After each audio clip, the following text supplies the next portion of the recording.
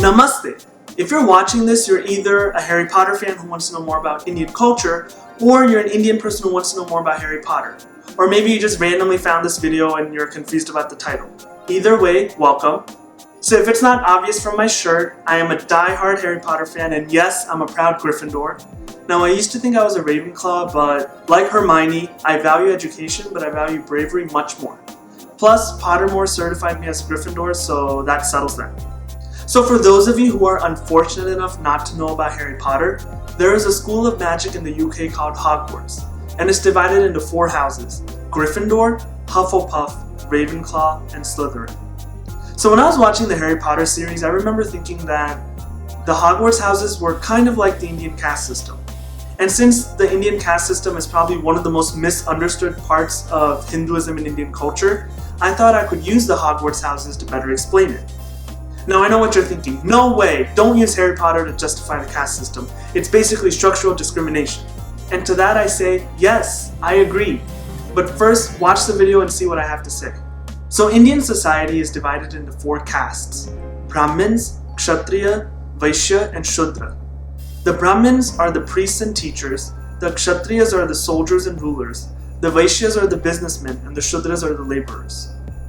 J.K. Rowling describes the 4 houses as having the following qualities: Gryffindor as brave, Hufflepuff as loyal, Ravenclaw as wise, and Slytherin as shrewd.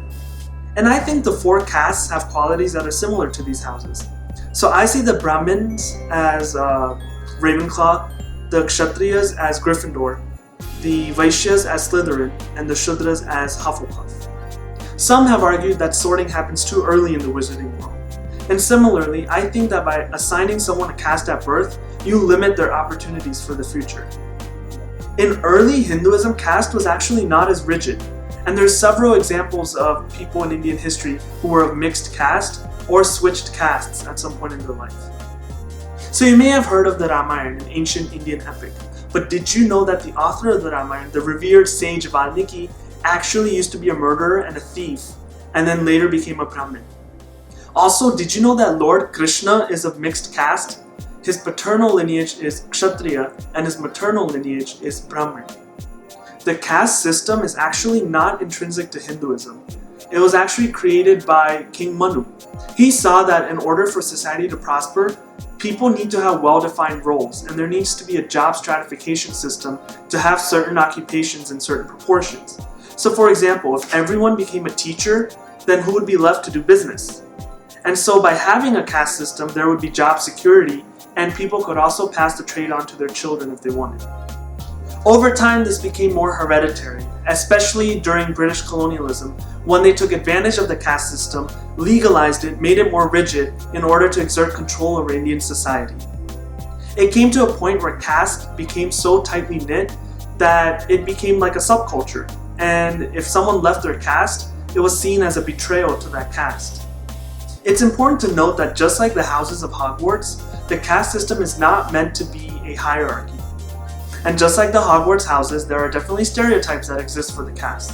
So for example, Brahmins may be seen as self-righteous or Kshatriyas as hot-headed. Just like people may think that all Gryffindors are nice and brave, and all Slytherins are mean and malevolent, which is simply not true. All castes of society are needed to make society work better. Just like all of the houses of Hogwarts have their own unique contributions to the school. And also, just like people who are part of the different schools of Hogwarts have their own unique qualities that they possess, Hinduism says that people naturally have qualities that make them gravitate towards a certain occupation or lifestyle. But the problem is when we make these very rigid and use them to define people and discriminate against others. And there are going to be people that don't exhibit the virtues of their caste. Just like in Hogwarts, there are people who don't act like the house that they're assigned in. Some might even say that maybe you're assigned to the Hogwarts house based on the qualities that you admire, and not necessarily that the qualities you possess. So let's look at a few examples from Harry Potter. Peter Pettigrew was a Gryffindor, but certainly not brave. Tonks was a Hufflepuff, but more courageous than ever. Lockhart was a Ravenclaw, but certainly not the brightest of the bunch. And Snape was a Slytherin, but arguably one of the bravest characters in the entire series. So if you take anything from this video, other than Harry Potter is the best series ever, remember that the caste system is not an intrinsic part of Hinduism, but is a job stratification system that eventually became hereditary. It's a cultural arrangement, not a religious one. And remember that every single society in the world has some sort of stratification system. It's just that certain societies make it more explicit than others. So this video is not meant to be an excuse for the discrimination that has happened based on caste. I think in modern times, it's time for us to transcend caste and let people fulfill their full potential and explore their dreams.